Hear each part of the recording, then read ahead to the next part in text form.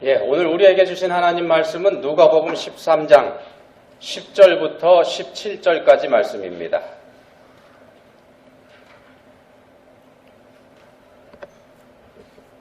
한 목소리로 읽겠습니다. 예수께서 안식일에 한 회당에서 가르치실 때에 18해 동안이나 귀신 들려 앓으며 꼬부라져 조금도 펴지 못하는 한 여자가 있더라. 예수께서 보시고 불러 이르시되 여자여 내가 내 병에서 놓였다 하시고 안수하시니 여자가 곧 펴고 하나님께 영광을 돌리는지라. 회장장이 예수께서 안식일에 병 고치시는 것을 분내어 무리에게 이르되 일할 날이 엿새가 있으니 그동안에 와서 고침을 받을 것이요 안식일에는 하지 말 것이니라 하거늘 주께서 대답하여 이르시되 외식하는 자들아 너희가 각각 안식일에 자기의 소나 나귀를 외양간에서 풀어내어 이끌고 가서 물을 먹이지 아니하느냐. 그러면 18해 동안이나 사탄에게 매임받은 이 아브라함의 딸을 안식일에 이 매임에서 푸는 것이 합당하지 아니하냐. 예수께서 이 말씀을 하심에 모든 반대하는 자들은 부끄러워하고 온 무리는 그가 하시는 모든 영광스러운 일을 기뻐하니라. 아멘. 예, 여러분들 혹시 이런 말이나 한번 글을 들으시거나 읽어보신 적 있으신지 모르겠습니다. 제가 한번 읽어드릴 테니까 한번 들어보시기 바랍니다. 우리는 패했지만 조선은 승리한 게 아니다. 장담하건대 조선민이 제정신을 차리고 찬란하고 위대했던 조선의 영광을 되찾으려면 100년이라는 세월이 훨씬 더 걸릴 거다. 우리 일본은 조선민에게 총과 대포보다 더 무서운 식민교육을 심어놨다. 결국은 서로 이간질하며 노예적 삶을 살 거다. 봐라. 실로 옛 조선은 위대하고 찬란했지만 현재의 조선은 결국 식민교육의 노예들의 나라로 전락할 거다. 그리고 나 아베는 다시 돌아올 거다.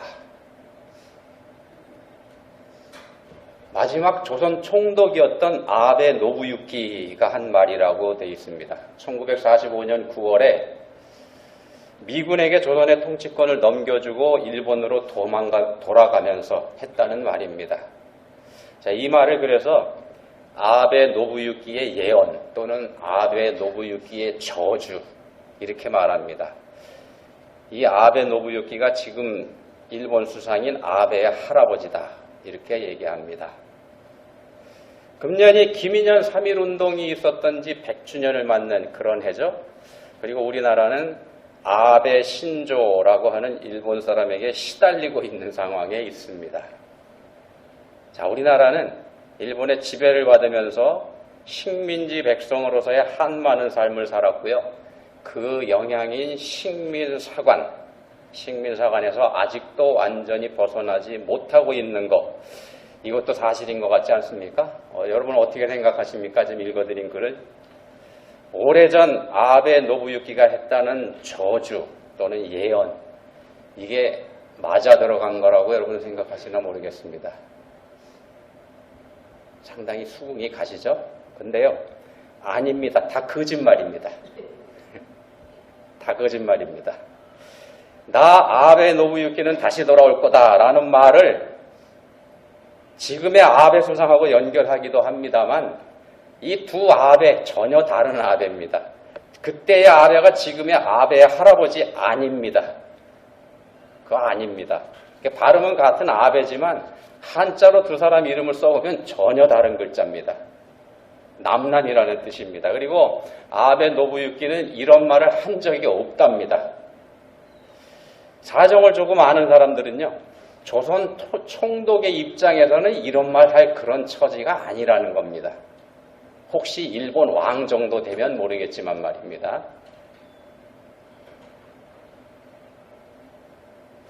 여러분, 확증 편향이라는 말 혹시 들어보셨나 모르겠습니다. 확증 편향, 영어로는 confirmation bias 이렇게 얘기하는데요. 통계학에서도 사용하고 심리학에서도 사용하는 그런 용어입니다. 확증 편향. 쉽게 풀어서 말씀드리면 이게 무슨 뜻인가 하면 사람은 자기가 보고 싶은 것만 본다. 사람은 자기가 보고 싶은 것만 본다. 금방 읽어드렸던 그 글도 우리가 그냥 우리 생각대로 우리식으로 받아들이게 된다는 겁니다. 예를 들면 이런 것들이 있습니다. 가끔씩 세상에 종말 날짜를 예언하는 그런 종교 집단들 등장하죠. 콕 집어서 말합니다. 몇 년, 몇 월, 며칠, 몇 시에 예수님이 재림하실 거다. 이렇게 예언하는 집단들 가끔 등장합니다.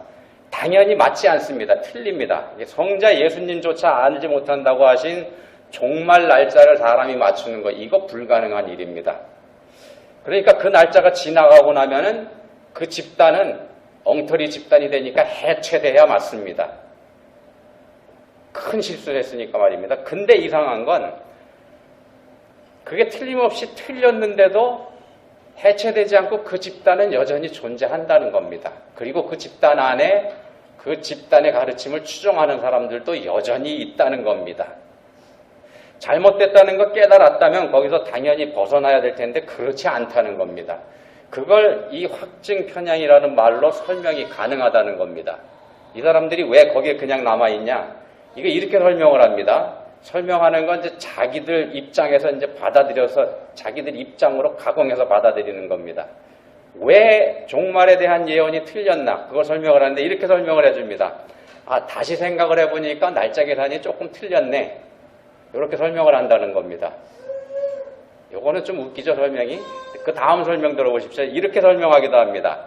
자기들 예언대로 자기들이 예언했던 그대로 그날 그 시에 예수님이 재림한 거 맞다. 재림하셨다 이렇게 주장합니다. 근데 그게 영적인 현상이었기 때문에 우리 눈에 안 보였을 뿐이다. 우리가 잘 아는 이단이라고 알고 있는 그 교파 중에서 이렇게 지금 100년 넘게 몇백 년 동안 이렇게 주장하는 데가 있습니다. 먹혀 들어갑니다. 그리고 또 하나는요, 이런 것도 있습니다. 종말 날짜와 시간을 하나님께서 그때 자기네들이 예언했던 그때 그 시간으로 정하셨던 거 맞는데 왜 안 이루어졌는가? 이 성도들이 너무 간절하게 기도하니까 하나님께서 그 응답으로 시기를 미뤄주신 거다. 이 정도 되면은 넘어간다는 겁니다. 사람들이 이런 설명을 고지고대로 믿는다는 겁니다. 사람은 자기가 보고 싶은 것만 보는 경향이 있고요. 자기가 믿고 싶은 걸 믿는 경향이 있기 때문에 넘어간다는 겁니다. 자기가 믿고 싶은 것만 믿고 자기가 알고 싶은 것에만 집중하다 보면 반드시 문제가 생길 수밖에 없습니다. 그런 상태에서는 진실을 손에다가 딱 쥐어줘도 받아들이지 않게 되기 때문에 그렇습니다. 한마디로 눈이 가려지고 귀가 닫히는 겁니다. 눈이 가려지고 귀가 닫힙니다. 진실을 쥐어줘도 이게 내가 원하는 게 아니기 때문에 진실로 안 보인다는 겁니다. 우리가 살다 보면 우리도 이런 상태에 자주 노출이 됩니다. 그래서 우리 믿는 사람들은 하나님 말씀에 항상 눈을 열어야 되고 하나님 말씀에 항상 마음을 열어야 되고 하나님 말씀에 항상 귀를 열어야 되는 겁니다. 우리 믿는 사람들은 그래야 됩니다. 우리가 매주일 이렇게 교회에 나와서 하나님 말씀을 들어야 하는 이유도 바로 이런 확증 편향의 오류에서 벗어나기 위한 그런 거이기도 하다는 말씀입니다. 믿는다고 하면서도요, 보기 싫은 사람들 때문에 또는 이런저런 이유 때문에 교회에는 나가지 않는 신앙생활 하는 사람, 그런 사람들 종종 있죠. 그래서 위험하다는 겁니다. 그러니까 자기가 원하는 사람만 보고 자기 마음에 드는 말씀만 듣고 자기가 생각하는 방식대로 신앙생활 할 수 있다는 생각, 이게 매우 위험하다는 말씀입니다. 오늘 본문에 보시면 회당장이라는 사람이 등장합니다. 이 사람을 그런 관점에서 생각해 볼 수 있기 때문에 지금 이 말씀 드렸습니다.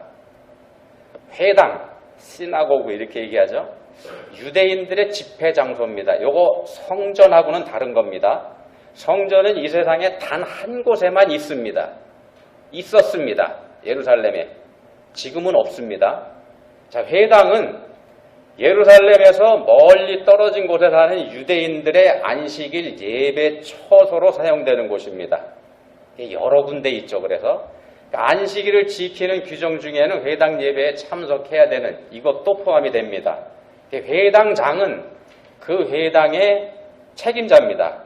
회당을 구성하는데 10명의 장로가 필요한데 그 10명의 장로들 중에서 우두머리에 해당하는 사람입니다. 높은 사람인 거죠. 그 지역에서는 존경받는 그런 입장에 있는 사람입니다. 자, 그런 사람이 병자를 고쳐주신 예수님 앞에서 말합니다. 본문 14절입니다. 일할 날이 엿새가 있으니 그동안에 와서 고침을 받을 것이요 안식일에는 하지 말 것이니라. 우리가 이미 알고 있는 것처럼요. 유대인들에게 있어서 안식일 준수 이거 생명과 같지 않습니까? 심지어 전쟁 중에 안식일이 됐는데 그날 적군이 쳐들어옵니다. 안식일이기 때문에 저항을 할 수가 없습니다. 법을 지키려니까.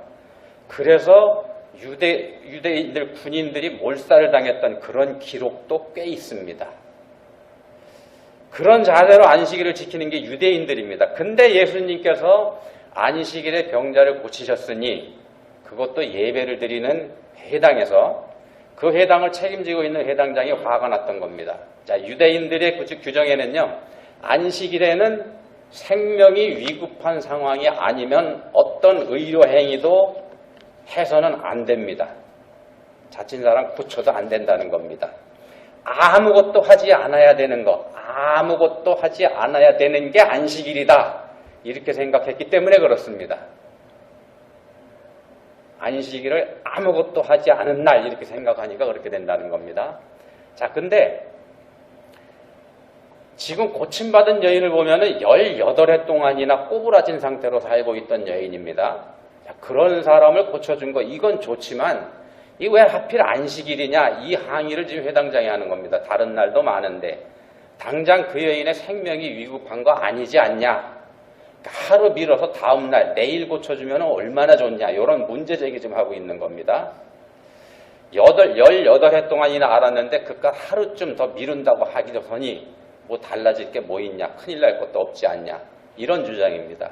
근데 예수님께서는 바로 그런 주장에 정면으로 반박을 하십니다. 이렇게까지 말씀합니다. 본문 15절입니다. 이 외식하는 자들아, 이 외식하는 자들아.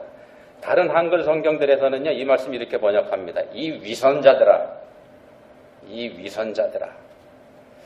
율법에 규정된 안식일을 생명처럼 지키려고 하는 눈물겨운 노력을 하고 있는 그런 사람들한테 하나님께서 하시는 말씀입니다.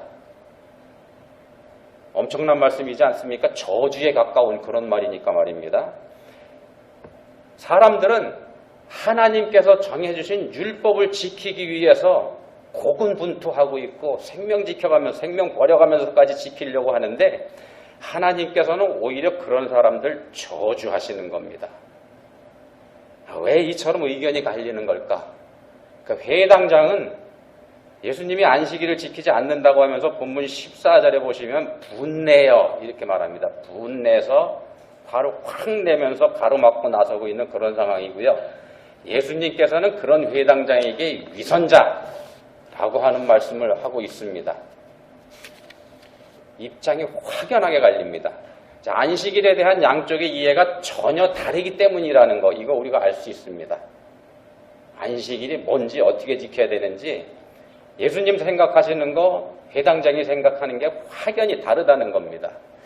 물론 회당장을 포함한 당시 지도자들의 안식일에 대한 이해가 크게 잘못됐기 때문에 예수님께서 그걸 바로잡아주고 계시는 겁니다.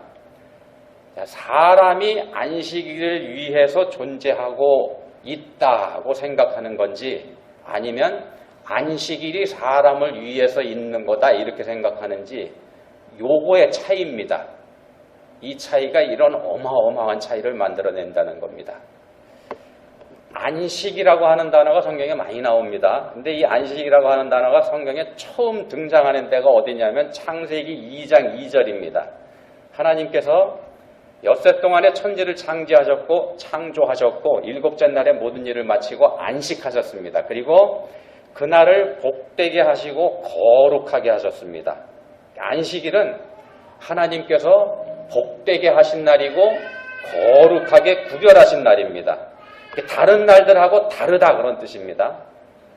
그리고 출애굽기에 가서 보면 이 안식일을 10계명에 포함시킵니다. 안식일을 지키라는 명령을요. 반드시 지켜야 하는 날로 구별해 놓으신 겁니다. 의무적으로 말입니다. 그냥 지켜도 되고 안 지켜도 되는 그런 날이 아니고 반드시 지켜야 되는 날, 이 날이 안식일이라는 겁니다. 그렇게 하나님께서 법으로 정해 놓으신 겁니다. 하나님께서 그럼 왜 안식일을 그렇게까지 정해 놓으셨을까? 왜 그날을 거룩하다고 하셨을까?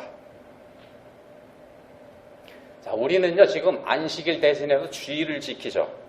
원래 성경에서 말씀하는 안식일, 지금 토요일에 해당됩니다. 7날로 구성된 한 주간의 마지막 날이죠. 그렇지만 우리는 한 주간이 시작되는 첫째 날인 일요일을 주일로 지키고 있지 않습니까? 이미 알고 계신 것처럼 그렇게 지키는 이유는 안식 후 첫날, 그러니까 주일 아침에 부활하신 예수님을 믿는 신앙 때문에 우리가 그렇게 지키는 거죠. 우리는 주일을 구약 성경에서 말씀하는 안식일로 간주해서 주일을 지킵니다. 그래서 이날은 지켜도 되고 지키지 않아도 되는 그런 날 아닙니다. 그런 날 아니고 반드시 지켜야 되는 날입니다. 주일은 우리가 일주일에 한 번 반드시 지켜야 되는 날입니다. 창세기 2장의 안식이란 단어가 성경에서 맨 처음에 등장한다고 말씀을 드렸는데, 그럼 성경에서 이 안식이란 단어가 마지막 등장하는 부분은 어디냐? 히브리 4장입니다. 히브리 4장 10절, 11절에 보시면 이런 말씀을 합니다. 이미 그의 안식에 들어간 자는 하나님이 자기의 일을 쉬심과 같이 그도 자기의 일을 쉬느니라. 그러므로 우리가 저 안식에 들어가기를 힘쓸지니 이는 누구든지 저 순종하지 아니하는 본에 빠지지 않게 하려 함이라. 여기서 말씀합니다. 우리가 저 안식에 들어가기를 힘쓸지니, 안식에 들어가기를 힘쓰자 이렇게 말씀하면서 그 이유를요, 순종하지 아니하는 본에 빠지지 않게 하려고, 순종하지 않는 본에 빠지지 않으려고 안식에 들어가기를 힘쓰자 이렇게 말씀합니다.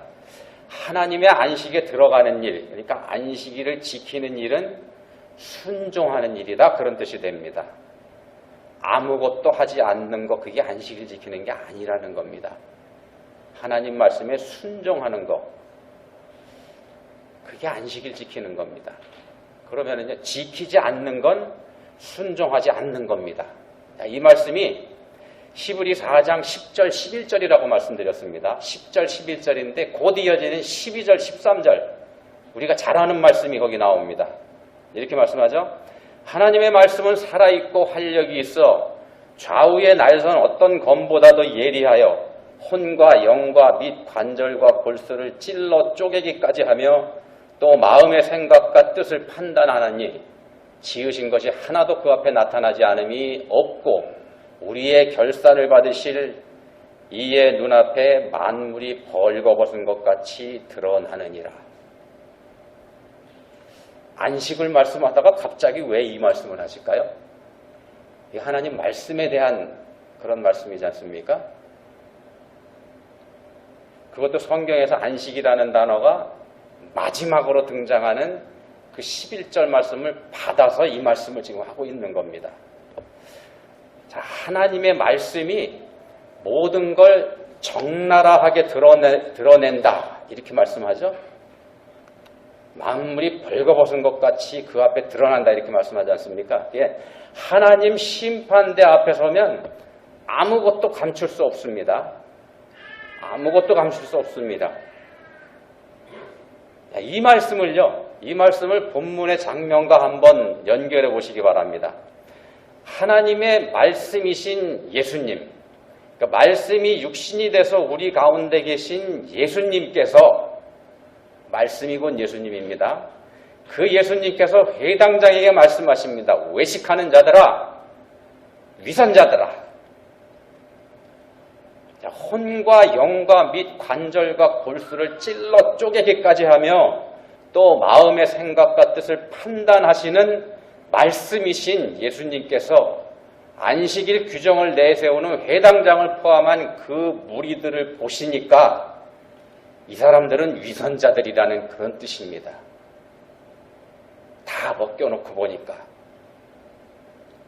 위선자, 사전에서 이렇게 얘기합니다. 겉으로만 착한 채 하는 사람. 겉으로 보면 착한 것 같지만 속은 그렇지 않다, 그런 뜻입니다. 자, 안식일을 거룩하게 지켜야 한다고 주장하는 회담장을 포함한 그 사람들의 마음이 그렇다는 겁니다. 겉으로는 하나님 법을 지키기 위한 거룩함이 그 사람들한테 있는 것처럼 보이지만 그 속을 들여다보니까 하나님이 아닌 자기 자신이 있더라는 겁니다. 하나님 법을 지켜서 하나님의 이름을 높여드리기보다는 자기가 이렇게 법을 잘 지키고 있다는 자랑, 그게 진짜 목적이라는 겁니다. 그리고 자기처럼 철저하게 안식일을 지키지 않는 사람들을 가리켜서 죄인들 이렇게 규정하고 정죄하고 심판하는 것, 이게 이 사람들의 참 모습이더라는 겁니다. 하나님께서 천지를 창조하실 때 일곱째 날을 안식일로 정하셨지 않습니까? 그리고 그 날을 거룩하게 구별했다. 앞에서도 말씀드렸습니다. 그러면 일곱째 날에 그렇게 구별하셨습니다. 그러면 그 안식일에 들어가기 직전에 하신 일, 뭘까요? 마지막으로 하신 일 말입니다. 바로 사람을 창조하신 일이죠. 넷째 날까지는 생명체가 살 수 있는 모든 조건을 다 만들어 놓으셨습니다. 그리고 그 하나님께서 다섯째 날에 이르러서 생명체를 창조하셨고요. 여섯째 날에 땅 짐승을 창조하시고 그 다음에 마지막으로 사람을 창조하셨습니다. 마지막으로 하신 일 사람을 창조하신 겁니다. 그리고 그 일이 마무리되니까 안식에 들어가셨습니다. 사람을 창조하시고 안식에 들어가셨습니다. 그러면 사람 입장에서 한번 보십시오. 사람은 창조되자마자 첫 번째 한 일이 안식에 들어가는 겁니다. 바꿔 말씀드리면요, 사람은 안식에 들어가기 위해서 창조된 존재입니다. 하나님과 함께 말입니다. 사람이 창조된 목적입니다. 하나님과 함께 하는 것, 이게 안식입니다. 하나님과 함께 하는 것. 우리가 에덴에서 범죄하고 쫓겨났다는 것은요, 이 안식이 깨진 것, 그걸 말합니다. 하나님과 함께 할 수 없게 된 겁니다. 그래서 안식이 깨졌습니다. 그래서 우리한테 안식이 없습니다. 그래서 하나님과 함께 하는 게 안식이다 이렇게 말씀드렸는데, 그 함께 한다는 게 그럼 뭘까? 하나님 일하는 겁니다. 아무것도 하는 게 아니고요. 하나님 일하는 거. 하나님께서 맡겨주신 일하는 거. 안식은 무조건 일하지 않는 게 아니고요. 앞에서 말씀드린 것처럼 말씀에 순종하는 겁니다. 창세기 1장에서는 그걸 이렇게 표현합니다. 생육하고 번성하여 땅에 충만하게 되는 것, 땅을 정복하고 모든 생물을 다스리는 것, 이렇게 표현을 합니다. 쉽게 말씀드리면요, 하나님께서 맡겨주신 일을 하나님께서 원하시는 대로 하는 겁니다. 하나님께서 맡겨주신 일을 하나님께서 원하시는 대로 하는 것. 근데 안식이 깨졌다고 하는 거는요, 그걸 거부하고 내가 하고 싶은 일 내 방식대로 하는 거, 그겁니다. 내가 하나님이 된 겁니다. 안식일을 지키라고 명령하는 출애굽기 20장 10절, 출애굽기 20장에 10계명 나오지 않습니까? 여기서 10절 말씀 보시면 이렇게 말씀합니다. 일곱째 날은 내 하나님 여호와의 안식일인즉 너나 내 아들이나 내 딸이나 내 남종이나 내 여종이나 내 가축이나 내 문 안에 머무는 객이라도 아무 일도 하지 말라. 우린 여기서 아무 일도 하지 말라, 여기에 초점을 두고 보는데 앞에 훨씬 긴 말씀이 있습니다. 이 말씀 잘 보시기 바랍니다. 너만 쉬라 그런 말씀 아닙니다. 너에게 속한 모든 게 다 쉬어야 되는 겁니다. 적어도 안식일에만큼은 내 이웃 사랑하라, 그런 뜻입니다. 그렇게 해석이 가능합니다.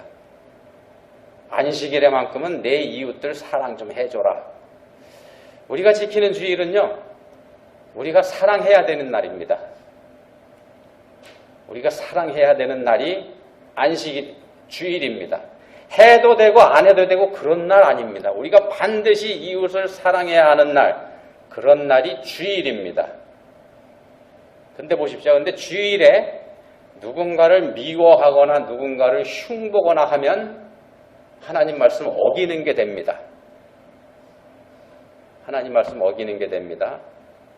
우리가 그런 짓을 하면은요, 누군가를 미워하고 누군가를 흉보고 그러면 주일날, 그러면 우리의 혼과 영과 및 관절과 골수를 찔러 쪼개기까지 하며 또 마음의 생각과 뜻을 판단하기까지 하는 하나님의 말씀 앞에서 다 들통납니다. 사랑해야 하는 날이 안식일입니다. 우리가 지키는 주일은 서로 사랑하는 날입니다. 자, 본문의 회당장과 그 부류의 사람들은 이런 하나님의 뜻을 무시한 겁니다. 알지 못한 거죠. 그리고 자기들이 정한 방식대로 안식일을 지키는 것, 여기에 몰두했습니다.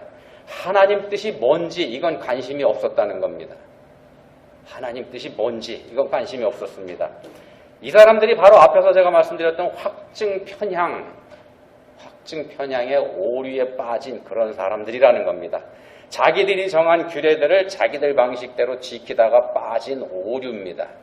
자기들이 원하는 것만 보고 자기들이 좋아하는 것만 하고 자기들 방식대로 하는 그런 거 말입니다. 자, 그 오류가 말씀이 육신이 되어 우리 가운데 계신 하나님을 알아보지 못하게 만드는 겁니다. 우리가 서로 사랑하라고 말씀하신 하나님의 위대하신 명령에 따르지 않고 그저 우리 편한대로, 우리 생각대로, 우리 방식대로, 우리 마음대로 주의를 지켜가다 보면은요, 우리도 이런 오류에 빠질 수 있다는 말씀드리는 겁니다. 우리식으로 주의를 지키면 말입니다. 그저 늘 하던 대로 주일날에도 흉보고 주일날에도 샘내고 주일날에도 사람들 무시하면서 살 때, 다시 말씀드리면 하나님 말씀에 순종하지 않으면서 살 때 우리도 이런 오류에 빠지게 됩니다. 본문에서 고침받은 여인, 꼬부라졌던 육신이 곱게 펴지는 놀라운 체험을 했습니다. 예수님 앞에 있었기 때문에 이런 체험을 합니다. 예수님 앞에 있었기 때문에. 만약에 이 여인이 창피하고 부끄러워서 또는 원통해하고 불평해하고 분한 마음을 가지고서 안식일 회당 예배에 참석하지 않았더라면, 하나님 말씀에 순종하지 않았더라면 예수님 만날 수 없었습니다. 이 여인은 하나님께서 명령하신 대로 그 말씀에 순종해서 안식일을 지키기 위해서 예배에 참석했습니다. 그리고 꼬부라졌던 몸이 펴지는 은혜를 체험하게 된 겁니다. 근데 보십시오. 회당장은 어떻습니까? 꼬부라진 삶을 살았던 여인에 비하면은 이 사람은 멀쩡한 사람입니다. 지극히 정상입니다. 그래서 자랑했습니다.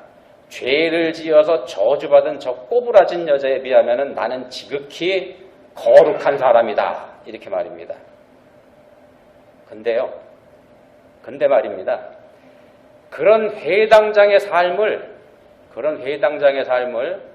마음의 생각과 뜻을 판단하시는 말씀이신 예수님 앞에 세워보니까 이 사람의 삶이야말로 완전히 꼬부라져 있지 않습니까?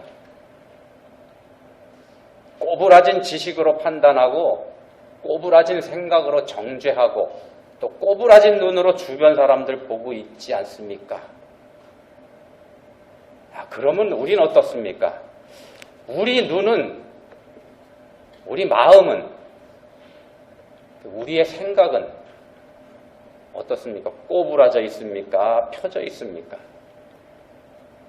자, 우리 자신을요, 여러분 자신을 우리의 마음의 생각과 뜻을 판단하시는 하나님 말씀 앞에 세워보시기 바랍니다. 기도하시겠습니다.